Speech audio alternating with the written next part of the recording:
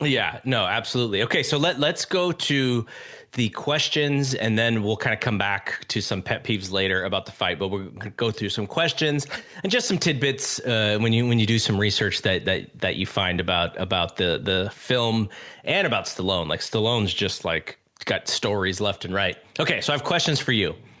Some of these are more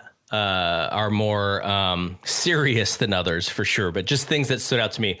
I think the first thing, like the big elephant in the room to me, watching this movie with with current eyes versus from the late 70s, in the scene where Rocky invites Adrian into his apartment, the way that he kind of boxes her in when she wants to leave, it's like it's a little hard to watch. Yeah, a little uncomfortable with. I thought that I did. I did think that too, and I was wondering if you were going to say that. Yeah. So I mean, it's not. I wouldn't consider it sexual assault, but he is a little forceful. Am I right about that? Yeah, yeah. As I said, it's just a little bit uncomfortable. Oh, okay. Second question. Miles Juergens as a promoter. How would you compare him to our favorite Big Bob Arum? He also has a second job in this movie, though. He is the promoter and he is the ring announcer for the fight. So he's doing double duty, probably to get two different paydays on this. But how does he compare to a real boxing promoter that we see in real life? I don't know how to answer that, but I actually never spotted before that he was the ring announcer. I never noticed that. Yeah, I think Apollo's the real promoter here, right? Like Juergens is just there to kind of help whatever he's there for, the TV deal or whatever licenses or whatever. But Apollo's the real promoter. I feel like Juergens is kind of there to pick up a paycheck a little bit. Okay, so the Pennsylvania Athletic Commission puts the fight on, and what do you think of them sanctioning this? Like, Rocky's got 5 months to train, but B, he just had like 9 stitches put in his head because Spider Rico gave him a headbutt. Like, I don't know. I did who checked on the cut there? Like, I think they should have looked at Rocky a little bit more closely there before they sanctioned him for this one. Maybe, but like I think people were just tougher in those days, Gigi. No, but like I think Rocky says after he leaves the Spider Rico fight, like I think somebody tells him you're back out in 2 weeks. Which okay, I don't know if that one would pass today. Okay, so then there's the scene where Rocky is like just beat up, tired from his workout, and he's like hanging out in his bathrobe at Adrian's house, and so she's like, she enjoys like being a couple and being close to him. And after Mickey has just told him women weaken legs, and he tells her, no fooling around. I have to stay strong. What is the myth? Like that's such a myth about strength, or maybe it's just like a metaphor. Maybe it's just a disciplinary thing. But you don't hear people say, oh yeah, let's not have any sugar. That's how you stay strong. They go, nope, no fooling around. That's how you stay strong. Like, where did that myth even come from? I don't know, but it's still to some degree like most coaches I think nowadays just say like, it's better for fighters just to be relaxed and doing what they normally do and not changing the routine. But like, you still do hear people who believe this stuff. Except for Tyson Fury. Yes. Oh yeah. I forgot what you were referencing there. Yeah. Okay. So there's the scene where Rocky and Adrian are at the house. They don't know that Paulie is there, and they start talking a little bit of trash about Paulie. He hears them, and he starts swinging the bat at both of them, and he starts to go crazy. And so Adrian finally sticks up for herself. And Paulie has a line, and I can't even remember the line because it's so weird language wise, but he's basically telling her, or he's basically frustrated because she's not a virgin anymore. She's 30 and he is so concerned about her virginity when he set Rocky up with her. There's this weird line. I don't remember exactly what he says, but like that is another sort of uncomfortable thing about this to me. Is like, why is he so concerned about that? Is it a religious thing? Is it a 70s thing? I don't understand that one. Yeah, that one for me was just kind of one of those ones that you just kind of I looked at it as like, okay, this is before my time, and Yeah.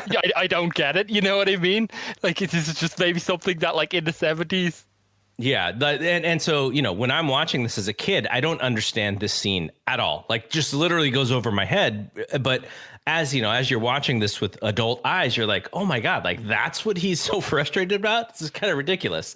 Okay, so in the fight, we just talked about Creed goes down in the first. Have you ever done a count on how long Apollo was down? I think Rocky got a little bit of a slow count there. A little bit of a saving of the champ. I didn't. I have not done that. It's close. It's if it's not almost 10, like it's 9.5. Like it's really close. And I was just thinking like, they might be saving the champ here because this would be quite the embarrassment to have Rocky win, especially in the first round. So I don't know. Rewatch that part. Let me know if you think it's a slow count. Yeah, I'm sure if you ask Sly and you called him on it, he would tell you, oh yeah, that's because they were favoring Apollo because he was the A side. Okay, so if you are, let's say you're just like, oh wow, this. I mean, if you're looking at it from a betting perspective, I don't even know if this fight is on the books necessarily, but let's say it was, and let's say, I don't know, Rocky's like 100-1 or 50-1 or whatever underdog, and you put let's just put $10 on Rocky here or $20 on Rocky.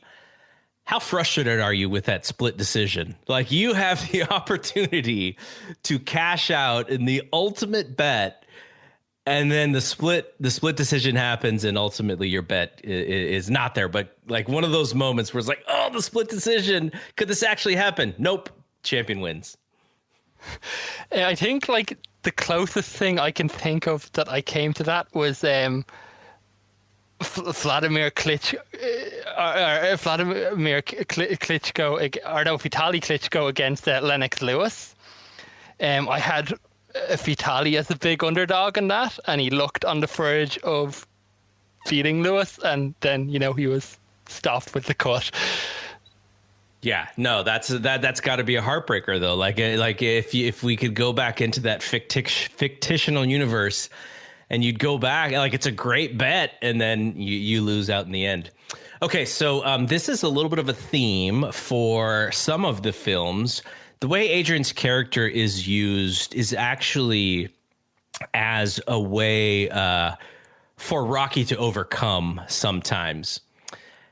But I wonder, and maybe this is a better question to ask after Rocky 5. But is Adrian a bit of a jinx because she stays in the locker area in the backstage for the entire fight until the 14th round, and the second she walks in is finally when Rocky has to take a long count, and then she probably wonders like, this must be how the fight's been the whole time. Like, I can't imagine this dude is winning. She comes in, he's on the floor.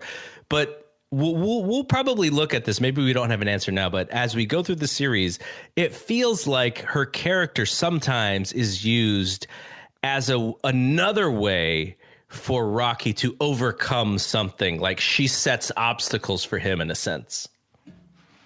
Yeah, that's like I had not thought about that, but that's something we'll have to look at it. In these next 4 films. So the last thing I wanted to ask you about, and this is a pretty serious thing, but just the idea of the Great White Hope. Now that theme has been around, I'm sure, for a very long time. Rocky is not the movie that introduced that theme, but do you find?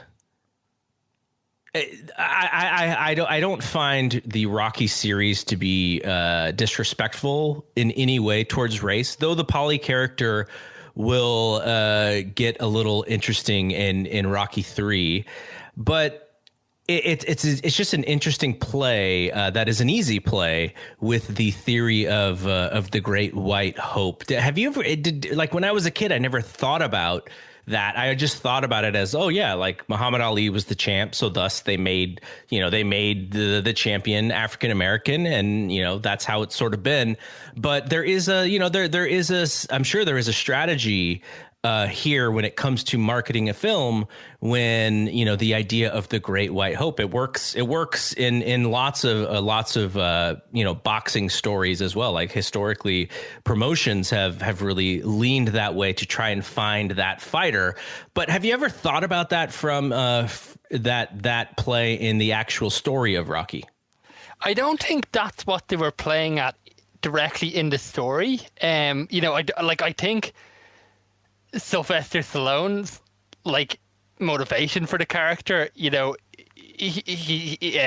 probably it comes from because it comes from Chuck Wepner and Rocky Marciano, and I think that's what he was trying to play. That's what he was trying to that's what he was trying to duplicate. He's trying to duplicate those fights. As the film itself, there's kind of mixed as to how it presents that kind of dynamic. Because, when Apollo is kind of talking about the fight, he is kind of half playing it up that, he's going to choose a white contender because people will buy into that. But then also at the press conference, he completely shuts that. He closes the book and then he completely shuts that down. They kind of ask him, "Is there any significance or something that you're choosing to fight a white challenger?" And I think he says is there any significance that he's choosing to fight a black champion? Or, yeah. So they do a good job of closing that issue out, I think, at the same time. Yeah, Apollo's he's so smart. He's just so sharp. Okay, so I just want to kind of give some facts, things that I got a couple of questions for you. Yeah. Totally. Go for it. Okay, the first one I wanted to ask you was, okay, this was the first Rocky film I saw. I'd say many, many years after it happened. I think it was probably, could be give or take a year or two, but I think it was around 94. And I didn't watch them sequentially after that. I think probably the next one I saw was probably Rocky 5 because that was the one that was most recent. So I was wondering if this was the first Rocky you saw and when you saw it. I'm going to guess that the first Rocky I saw was Rocky 3 because that was right in the time when cable went nuts. And so I would have been like 6 or 7 at that time. And HBO ran Rocky 3 like constantly. And so I've seen Rocky 3 so many times. And back in that day with the VCR, the whole thing was recording your favorite movies on videotapes because then you can keep them forever. So I ran through the Rocky 3 video cassette that my dad had taped. And then so from Rocky 3, I think I then went backwards. And the movie that I wasn't really ever able to see often because for whatever reason they didn't show it as much was Rocky 2. So when I want to say when the Rocky series came out in the box set, I want to say this was after Rocky 5. Like then the box set came out. The one that I would constantly go back to is Rocky 2 because I just hadn't seen it as many times as I'd seen 3, 4, and 1. So if my guess, and this is just a memory thing, I would have guessed it would have been 3, then 1, then 4, and then 2. That's probably the order that I went through. Okay, and another one. The original ending of this film was not meant to be what it was. It was meant to just be Rocky and Adrian meeting in the tunnel of the arena alone and walking out hand in hand, which is the image that's on the poster. Yep. And the footage of that, I think was shot, but it's ultimately been lost. Nobody has it anymore. But I just wanted to get your take on, because that is probably the most, like, the ending that we got is probably the most famous scene in this whole series. And I just want to get your thoughts on if they had have went with what they'd originally planned, would it have made a difference in how this film is seen today? So this is kind of in my pet peeves, because he asks her to, or he doesn't ask her, like, maybe he asks her to stay in the back. Remember, he's like, "Oh, don't leave town. I don't want you to leave." And so she's in the back. How does he know that she's come out to watch the fight? Because at the end of the fight, he's screaming for her, and he doesn't really care about the decision. He's just screaming for her, which kind of wraps the whole thing up, like, very well. But I also don't think it makes any sense, because how does he know that she's there? Like, he assumes that she's still in the back. Does he see her? Because, the way this is shot, you see Adrian and then she disappears into the crowd again. And then you see her pop up for a second. It's really well shot. Like, she just keeps appearing and disappearing back into the crowd. So is that what Rocky's seeing? Are you seeing what Rocky's seeing? He's spotting her at the back of the arena. His eyes catching her. Crowds moving in front of her. He can't see her. And that's why he's shouting for her.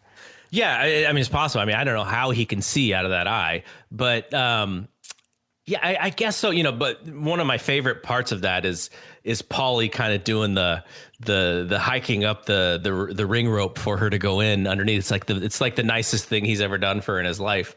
But yeah, I think it works if you can sort of just not think about it too much, and it definitely it works much better than what the original idea was, for them to just kind of walk out together, because there's because then they can play off the idea that he has an absolute chance to win this decision, and Apollo is so scared that he's not going to get the decision. He's so worried, and Rocky absolutely does not care at all. He's just like, I don't care. Don't ask me any questions. I'm just looking for my girlfriend. And if she's here, then that's all I care about. And I think what's kind of well done in that as well is that, like, the way it's shot, like, the actual decision almost sounds just like it's background noise when you almost don't even hear it. Yeah. So it's kind of like, this is, it kind of really establishes that Rocky does not care one bit what has happened, as far as, like, in his mind, I guess he's just thought, I've lost this fight, but I've got what I needed from it. Yeah, absolutely. And I guess, the last question I have for you is just kind of a little bit about how this film has kind of shaped, we have this kind of so strong subgenre in film of, boxing films. It's like, it's very, like, as far as sports films goes, like, boxing punches way above its weight. It's like, it's very kind of revered genre now. And not to say Rocky was the first film, because there was, great ones before this. There was, Fat City, Requiem for a Heavyweight, and a couple of others. But, this was the first kind of one that ended up being a smash hit success. And it's like, I wanted to get your thoughts on how this has kind of helped over the years pave the way for kind of some of the other great boxing movies, the Raging Bulls, the Fighter, Million Dollar Baby, Cinderella Man, all these great boxing movies that have come out. Do you think they owe kind of a debt of gratitude in some way to Rocky? Do you think this is kind of, without this film, do we not kind of get that side of cinema? So I think it is actually more important to the classic underdog sports film than it is to boxing films, because if you follow this blueprint, you're always gonna get compared to Rocky, and that's not kind of what you want, because the second you get compared to it, then people just go, oh, why would I watch your movie if I've already seen the best one? But I think what owes to Rocky are films like Miracle, right? Like the Miracle on Ice situation with the U.S. hockey team.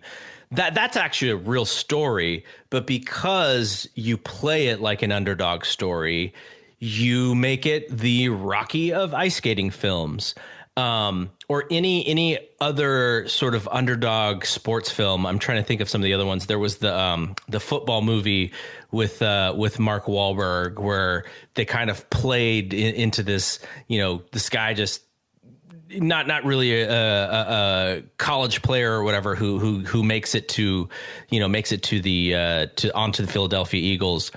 And so those styles of films where the idea of this underdog, I think those are the ones that owe the debt of gratitude to Rocky versus necessarily the boxing films, because you can't redo this movie in a boxing genre, because you're just going to get compared to Rocky and then it's kind of done for you. Yeah, I guess for me, it was just kind of, more about, did it show that there was, an audience there for a boxing film? And, what got me thinking down this path was, like, I kind of stumbled upon something in our research for this, which was, an interview with the producers. And they also produced Raging Bull a couple of years later. And they said one of the things that got Raging Bull greenlit was they dangled Rocky 2 out. Because, like, people were not interested in Raging Bull being a movie at all, but they're like, oh, by the way, we're going to make Rocky 2, but fight on this Raging Bull first. Yeah. No, that's great. That's great information. Pretty cool. No, that's like, I guess that's just how these things work, right? But you would think that, so the movies that I compare Rocky to are just the sequels, or Creed, right? Because Creed, it has much more, is much more like the original Rocky than any of the other movies are like the original Rocky. So, but yeah, I think that's an interesting thing to think about, when it comes to the influence. But the other thing I think is a major influence is just to the genre of franchises. Like Fast and the Furious is literally the same as the Rocky series, though they just extended it. Like the very first Fast and Furious is just this really small picture about car racing. And then Fast 9 is like this idea on steroids, and now they're superheroes. And that's kind of what Rocky 3 and Rocky 4 became. And so I think it also owes to this idea of franchising. Now, Star Wars, obviously, as well, though those movies were more about telling this overall narrative that had kind of been pre-written. And this one, Sly was making it up, right? Because he didn't know if this was going to be successful. So he had to actually rewrite the story, or write the story of Rocky 2 and Rocky 3 and Rocky 4 after the first film. And I actually have some information about that we'll talk about right now in the relevant information section. So this story of Sly Stallone, I'm almost sure, I don't have any proof, I'm almost sure Dwayne "The Rock" Johnson saw this story and decided to create his own narrative about it, because Rocky, during this time, Sylvester Stallone claims to have had $106 in his pocket before he decides to write Rocky and sell it to UA, I guess. And this is the story that The Rock, Dwayne Johnson, tells. He had $7 in his pocket until he decided to go into wrestling. I just thought, it's like, okay, like I know, I kind of get where you got that story from, Rock. You got it from Sylvester Stallone. Yeah, and I think there's a lot that goes into that, though. I don't know how much Sylvester's working that, but he was under a lot of pressure. He hadn't produced anything that was a hit or anything, or had a big opportunity, and he was getting these offers for like big money to deliver this script with under the impression that another person would act in it, and he was he fought for this film, like he wanted to be in it himself, and he was like, okay, just let me have it, and the studio kind of gave it to him under the proviso that, like, okay, you can have this film and you can act in it, but we're not going to give you much money for it. And if you mess up at all, you're off it. We're just going to cut it. And they set it out as, like, a small B movie film. A small budget, with the idea that, like, it's not going to lose its ass, and like, they'll make up whatever it loses on some of their blockbusters. It ended up being the absolute opposite, where Rocky, like, opened in, I think, 3 theaters, just grew and grew and grew, ended up being the highest grossing film of the year, and it actually made up the money that, like, most of their blockbusters lost. Yeah, no. And so, just like you said, I think Stallone has actually come out and said they wanted Redford, Ryan O'Neal, Burt Reynolds, James Caan, and they offered him up to $250,000 or something, which would have been life-changing money at that.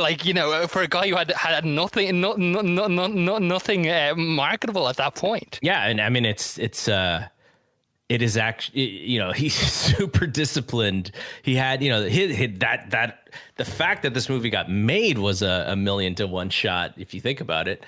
Okay, so we'll go through these a little quickly. Took him 3.5 days, according to him, to write the script, at least the original draft of the script. And he said he wrote it, like, on binder paper, and his wife at the time, who would be Sage's mom, was the one who typed it out for him. It was shot in 28 days on a $1 million budget. And we already talked about the Wepner thing. But what do you think about Wepner's claim? And I think they settled out of court in 2003. But he's always said that Stallone had, like, promised him, to be in some of them, and maybe he just kind of said that to say it or whatever. But Wepner, took him to court and was like, this is my story. I need a cut of this. And they settled in 2003. Yeah, I think there was something along the lines of that Wepner was being brought in for, maybe it was Rocky 2, to have some kind of role. And, he was in the midst of serious drug problems at that point, so they had to get rid of him. So I think that's probably where that story comes from, is that maybe, there was something promised to him. He couldn't hold up his end of the deal. And, and that's where the conflict came. I mean, I totally get Chuck's perspective, but Jesus, like, if Apollo Creed is not just a blue, like a replica of Muhammad Ali, like, Ali's the one who also should have had a claim to inspiration for the Apollo Creed character. Jeez. Okay, so the movie wins Best Picture in 1977. It also wins Best Director and Best Film Editing. Stallone's nominated for Best Actor. Talia Shire nominated for Best Actress. Burt Young and Burgess Meredith both for Supporting Actor. It is also nominated for Writing and Screenplay, Sound, and Music Song, but it does not win any of those categories. I think people just assume Stallone wins the best actor for this, but he did not. He did not win for this movie. Okay, well, I think there's a few things here. Well, firstly, like, for a movie like this, such a low budget movie, and also just a movie about boxing, to win three Academy Awards and be nominated for 10 is unbelievable. It was so rare you would see something like that happen. And then I think the other thing it just shows you is, like, what a strong team. There was no weak links on this one. You have Best Actor, 2 Best Supporting Actors being nominated, Best Actress nominee. You have it being nominated for screenplay. You have the director.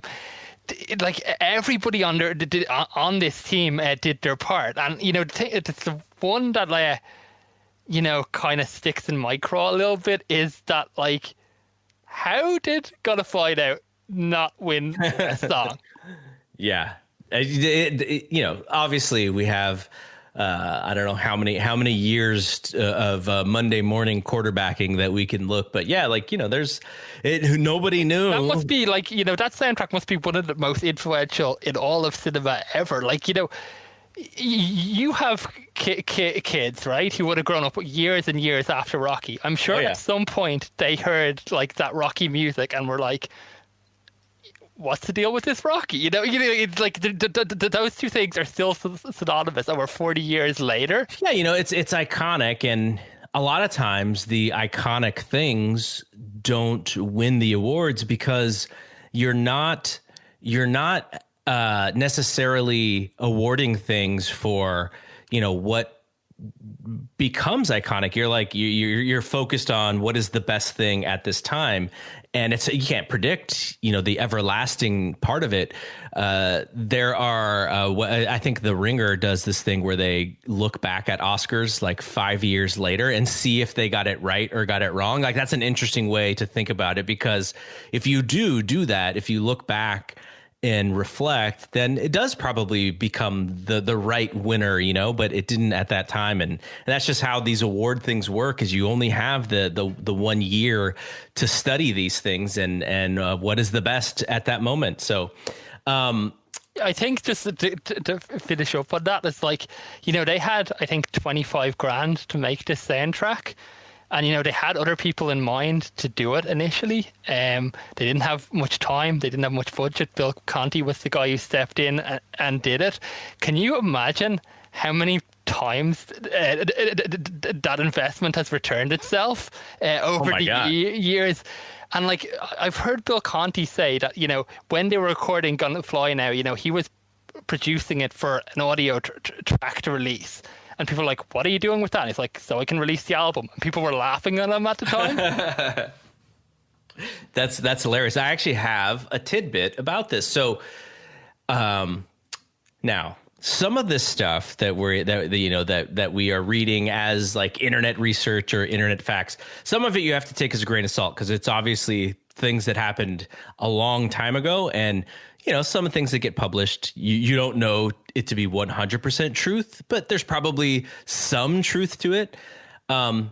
Supposedly, Talia Shire's husband was going to be the composer, but he had another movie to do, or he had to take a different job, and that's how Conti got the role. Yeah, I did hear that as well. Yes. All right, so more facts. This one is probably pretty well known. Butkus was actually Stallone's dog for real. Okay, I don't know if this is where you're going with this, but initially I've heard that he, in that running up the steps scene, he was meant to show like how strong he'd gotten. He was meant to carry Butkus up the steps while he was running, and because Sly was so beat up from all the training, carrying this, like, you've seen that dog, it's enormous, like trying to carry this, like he tried to do it once, it's like, no, this just isn't happening. This is carrying this ginormous dog up the steps. It's just not going to work. That's hilarious. They had to shelve that one. I've never heard that before. That's hilarious. Okay, so first choice for Adrian's character was a woman, an actress by the name of Carrie Snodgrass, and Stallone says, I badly wanted her because at the time I wanted Adrian's family to be Irish and Harvey Keitel would be the brother. She said there wasn't enough money in it.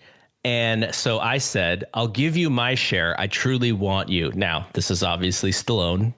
Sometimes he tells tall tales, but this is his quote. She passed on the movie to do a part in Buffalo Bill and the Indians, which actually never happened. So Carrie Snodgrass did not get to be in Rocky, and then didn't get to be in the movie that she supposedly passed on Rocky to do.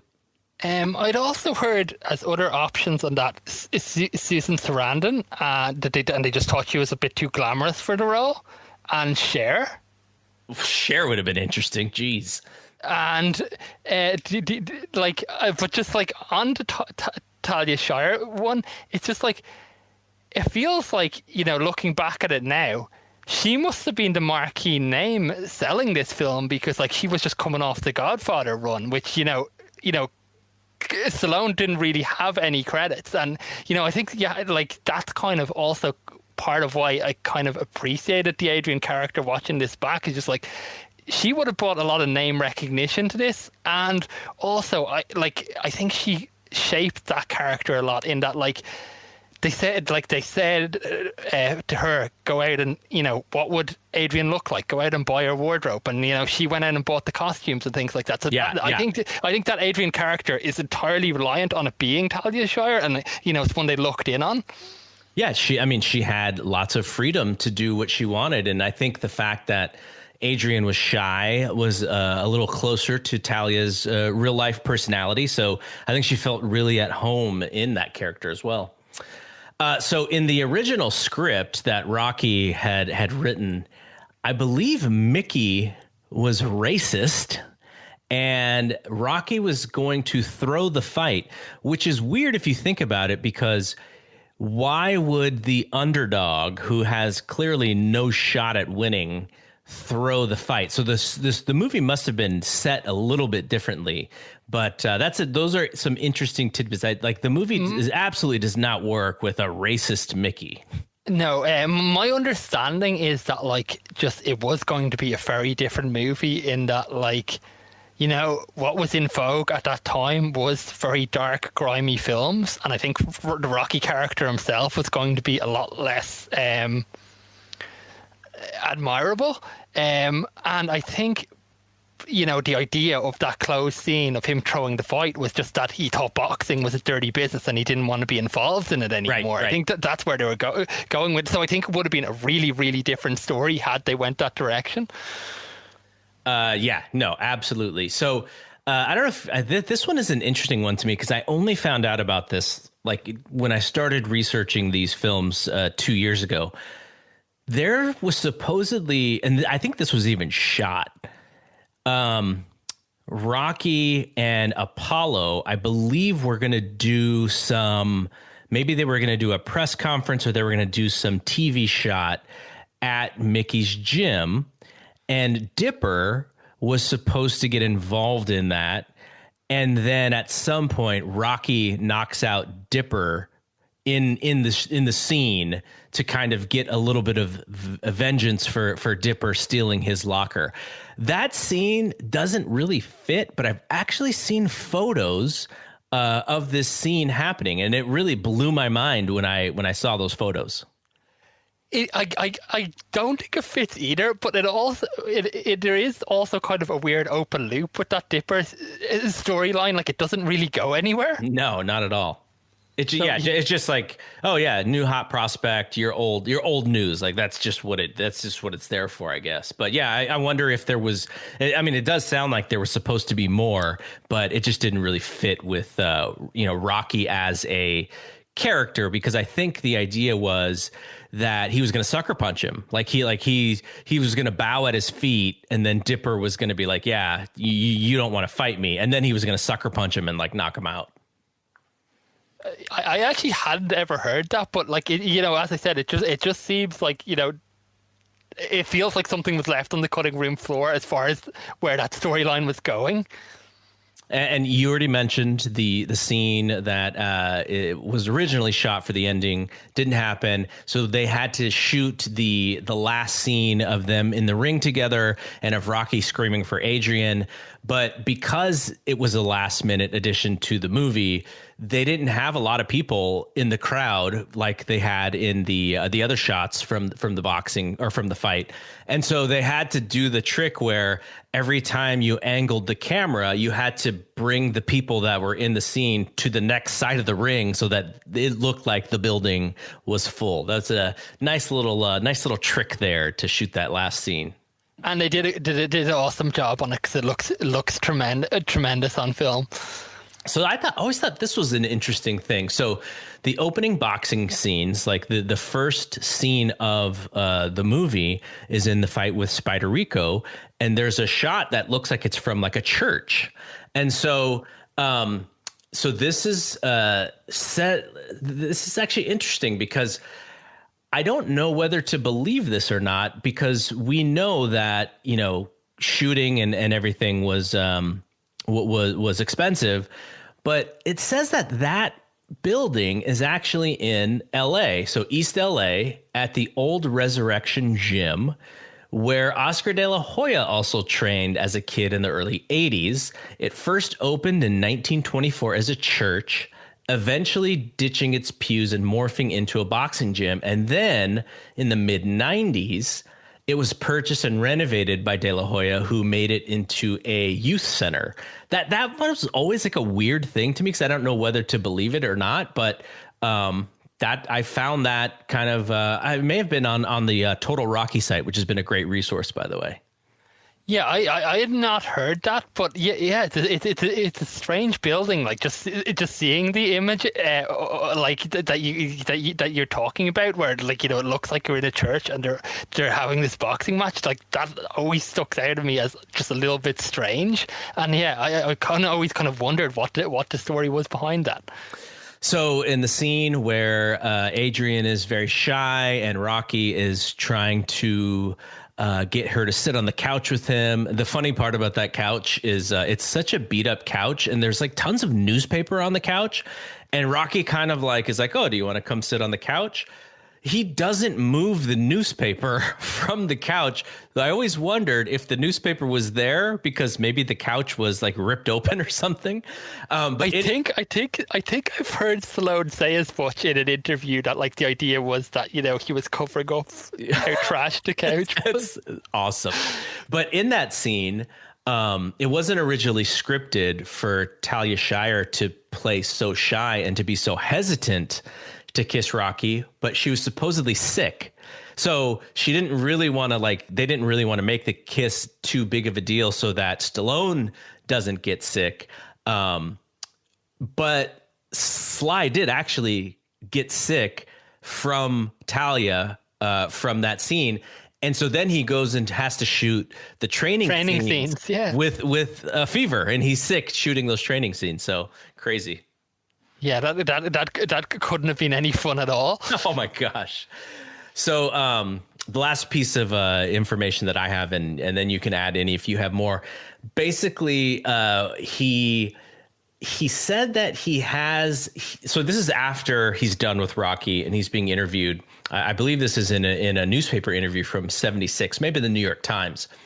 So he says he has a trilogy in mind for Rocky. In part 2, Rocky would go to night school and enter politics and eventually become the mayor of Philadelphia. And then in part 3, he would be framed by the political machine because he was too honest, impeached, and wind up back in the ring at 37, broken down, but happy. Imagine if that was the turn for the Rocky series. I don't think Rocky 2 really gets off. It doesn't really make too much money with that story. Yeah, that's weird. I'd never heard that, and I wonder like how far those ideas came along. Did he start drafting them, or was it something that Sly was like, oh yeah, that's a great idea, and then he ran it by some advisor and just said, that's such a great idea. Well, I mean, but it actually the idea, right, is there's like no boxing in that movie. But it actually just kind of made me think of something else, which I wanted to ask you. Like two things. Is one, the fact that they did go with Rocky losing this fight. How important do you think that was? To just to the pacing of this series, and the other one is do you think the reason for them doing what they did was so they could come back for the rematch? Do you think that was always the plan? It's like, we need to leave the door open for a sequel. Where do we go if Rocky movie 1 is already champion of the world? Well, I don't remember what sequel culture was like back then. I don't think this was the first, obviously we talked about Star Wars. They came out right around the same time, but I don't remember, Godfather had a sequel. What other movies had sequels back then? My feeling is that they lucked out in the way that they did it, because it's not believable. It's really not believable if he wins, and it doesn't really make his journey make as much sense or mean as much if he wins. And also, it kind of closes the book on the sequel. Like, like I think that's where you're going with is if he wins, there's no reason to come back to the character because he won.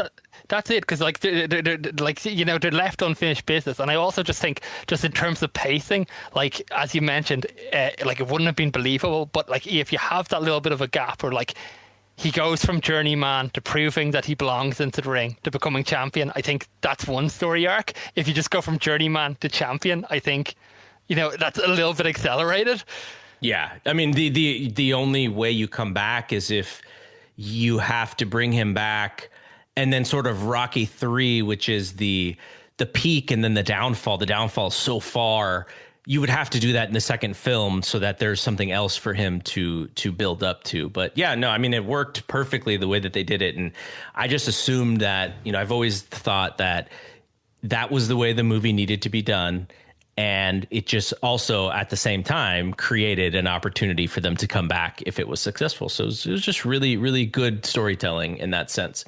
Did you have any facts that you wanted to mention? There's one other one that I'd heard Stallone mention before, and I wanted to get your thoughts, because you mentioned another kind of take on Paulie's character. I had heard Stallone say at one point that like Paulie didn't exist in this film, and instead Adrian was going to have a mother that lived with him rather than a brother. Oh, that's interesting. Had you heard that? And yeah, gosh, I did most of this research, like I said, a couple of years ago, and I've found some of the articles that I had read. But I didn't find all of them, so I can't remember. That sounds familiar, but yeah, I don't really remember. I mean, that might not have been. I don't know how it would have been for sequels, because that mother probably has to die off at some point. But for a single film, I think that could have worked as well. Maybe not as well as Paulie, but it doesn't sound that it was necessarily a bad idea. And I suppose, the other one I mentioned just at the top of the show is that like. Ken Norton was originally kind of looked at as being Apollo. They wanted to use a real fighter. Yeah, and Carl Weathers definitely looked the part, but also he's a real actor. Carl Weathers still looks the part. He absolutely does still look the part. He's in the Mandalorian, and he still looks like he could go a few rounds. Absolutely. But you can, I'm sure the idea was, and you see this in a lot of sports films, you could teach him to play the boxing stuff well enough. And he's an athlete. He's a football player. So he could be as good as you could be to train someone to look like a boxer. He's a way better athlete than Stallone is. And then he was also a real actor. He was he studied acting, and he was a real thing. So it was easier to teach someone to box than it would have been to teach Ken Norton how to act, I'm sure. Actually, one last one. Inspirations for Mickey. The one that it's usually tied to is Marciano's trainer, Charlie Goldman.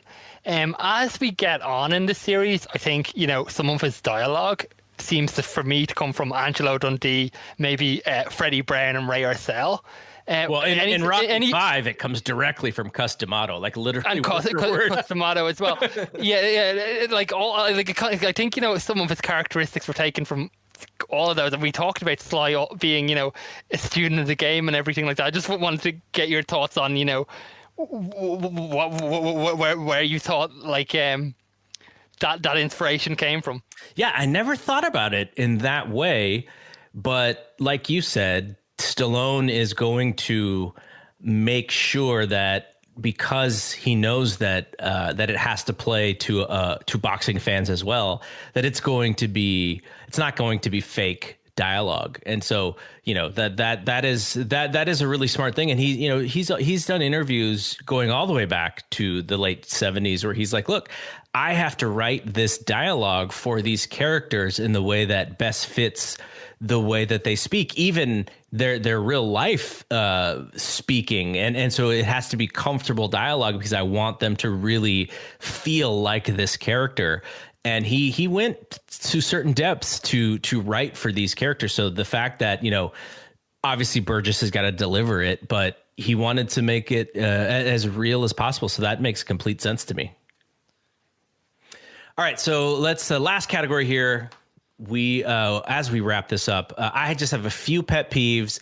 I want to get your thoughts on the ones, and I'll name them quickly. And then if you have any pet peeves, pet peeve number one, I feel like the dialogue is really hard to hear at some points. And I've had to actually rewind scenes and go back to them to figure out what they were actually saying. Like when I was a kid, and this may simply be the version of the video cassette tape that I had, at the end of the fight, when Apollo's like, ain't going to be no rematch, ain't going to be no rematch, I could never hear what Stallone said. It didn't sound like don't want one to me. It always sounded like just a mumble, like, rah, rah, rah. Like I never could hear it. And so, the dialogue in general can be hard to hear in some cases. And yeah, it could be simply because of production. Like we talked about, the budget was short for this movie. The other one in preparing for this, I watched the Blu-ray remaster of it, and the audio levels are pretty good on that. Yeah. But I do know what you're talking about. There's also the other one is when he's talking to Adrian, like when Adrian joins him in the ring. I think he asked her where her hat is or something like that. Yeah. I did not hear that at all. I've never been able to hear that. Never in any version of this movie I've watched, I could never hear that. Okay, so second pet peeve for me, from the "Cut Me Mick" line where he can't see and they open him up to the bell in the 15th round. There's like 45 seconds of time, like to try and pretend that was a 3-minute round was really ridiculous. Like that's always bothered me. I'm like, give my guy another 30 seconds at least before you tell me that's the end of the 15th round. Yeah, I agree. That does feel like a short round. And just on that 15th round as well, I wondered if you thought, this movie was released in the tail end of 1976. Obviously, the Trill in Manila was 75. Do you think there was some inspiration for that 15 round, like where they're in the corner, where they're both the fighters are telling them like, "Don't stop this fight"? Do you think that's where that came from? Absolutely, has to be. I mean, it's great, right? Because it's not just Rocky; it's Apollo, and you're like when I was watching this as a kid, I was like, why would Apollo think that his corner would stop this fight? Like looks like he's winning for one, but like, why would you stop? He's the champion. Like, why would you stop it? And it goes back to Duke has to protect his guy. And even the heavyweight champion of the world doesn't need to take so much punishment that it's going to affect the rest of his career, which, in the Rocky universe, it actually does. But yeah, that's just great. That's a great part of the movie.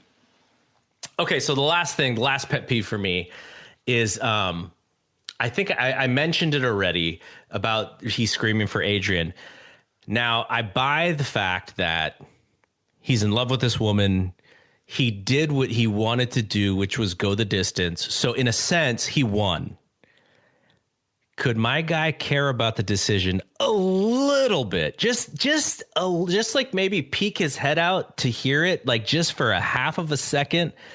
Because that has always frustrated me as a fan of this movie, where he just does not care one bit, because I don't think that's very realistic. Now, it works in the movie, absolutely works, but I've always wanted him just to care the tiniest bit. We'll come back to this at Rocky Balboa. It gets paralleled in that movie. Absolutely, it does, and that's that was a nice cap. Though they shot two endings for that movie, which if you have the Blu-ray, you can actually see both endings for that movie. Okay, so did you have any pet peeves that I didn't mention that you have just been in your craw for all these years? No, I hadn't really thought of many of them. I guess if there were kind of some frustrations or kind of same things that you had about kind of just the actual boxing element of it. But overall, like I think the depiction is really good, and I think just because all the characters do their job so well, there's just an authenticity to it. So the one other pet peeve maybe, but this has been like a thing about Rocky movies in general, is in boxing today, if you touch your glove to the mat, that counts as a knockdown.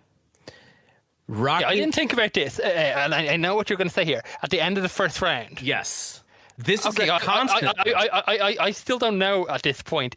Was that actually a knock? Does that count as a knockdown? Is it considered in the film to have been a knockdown or not? Well, the referee doesn't separate them. But it's the end of the round. It's the end of the round. But this happens in Rocky IV. He gets dropped to his glove at least once. It happens in Creed 2, I believe, where Adonis's glove touches.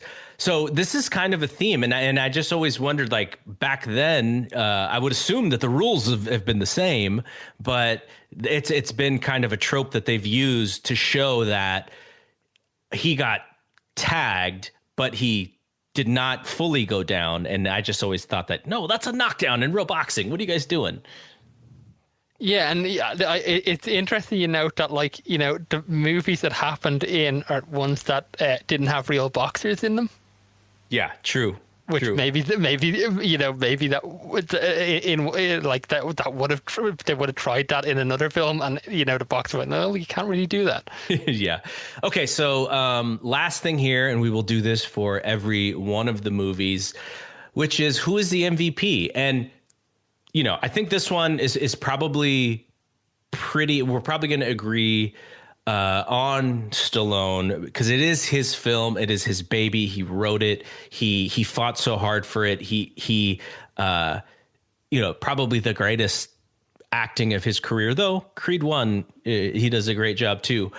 But there are so many strong performances that he may just be that slice ahead, but Burgess Meredith, Burt Young, Talia Shire, we've mentioned all these, even, Carl Weathers, great performances. But if you look at this film and why it's everlasting, it's probably Sly. And I would be comfortable with saying that, this was his movie. And we may disagree on some of the next ones, but I'd be interested in if you disagreed with him on this one. For me, like, I was 100% on board with your choice here, just because I think if I asked you the question, if there was anybody else, and we talked about all the other guys who were, put forward for that role, Burt Reynolds and Ryan O'Neal and all these people, if there was anybody else who starred in this other than Sylvester Stallone, would this film have become what it became? Would it still be like revered, 40 plus years on? Would it have led to like 7 sequels? I don't think it would have. I think he's the heart and soul of this film, and I think there's so much of him in it. But that's not to say they're like all those characters. I think they I think both Carl Weathers and Talia Shire, we talked about how they were, not the first choices. They both came into the project later, and I think they were really lucky with how they landed with both of them, because I couldn't imagine either of those roles being another person. Mickey's another one. He actually wasn't Burgess Meredith wasn't the first choice for that role. It was meant to be an actor from On the Waterfront. I didn't see that one. And essentially, he was asked to audition for the role, and he didn't want. He said, "Like, I don't know the audition." Oh wow! What a move! And Burgess Meredith agreed to audition, and he smashed it. Like, I think they did the scene where Rocky and him are talking in the gym, and I think he improvised that line of have you ever thought of retiring? Maybe you should, or whatever he said. He improvised that line, and it was like, this guy's in. Yeah, So yeah, awesome. that's another one they looked into, and and then young as Paulie does like a tremendous job as well, because that's like kind of a difficult character to play, in that like it's in a lot of ways it's a very unlikable, like he's got a lot of very unlikable characteristics, but you end up rooting for him. Yeah. In the end, anyway. So, and that's not an easy one to play. And also, I think he's very important in kind of showing the line Rocky's walking. Like that's the guy Rocky could end up being. Where he's kind of embittered, and he's missed his chance. Paulie's the reflection of that in this film. So I think he's very important as well. So like, and then again, I talked about it already, but Phil Conti on the music, like all of those aspects, it feels like there's just a series of happy mistakes that landed this cast together and made it what it was. But as I said, without Sylvester Stallone, we never get to where we are today. Absolutely.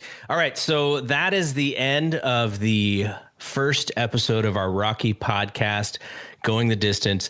I want to thank Duan for doing this, and we will be back for 8 more episodes of this. So if you were around when we did the Fabulous Four, that there was quite a break in between. We will not have the crazy break that we did.